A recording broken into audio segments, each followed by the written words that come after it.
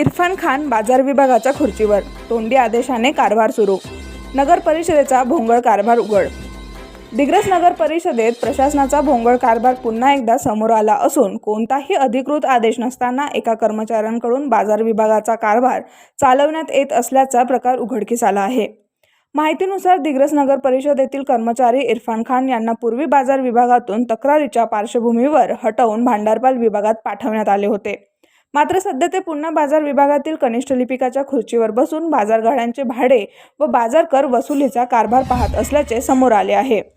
या संदर्भात माहिती अधिकार तालुका अध्यक्ष मोहम्मद शफीक मोहम्मद हाफिज यांनी नगर परिषदेकडे तक्रार केली होती.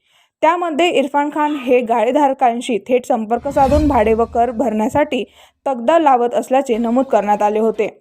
मात्र या तक्रारीची दखल घेण्याऐवजी मुख्याधिकाऱ्यांनी त्यांना तोंडी आदेशावरून बाजार विभागाचा कारभार चालवण्यास सांगितल्याची चर्चा नगर परिषदेत सुरू आहे.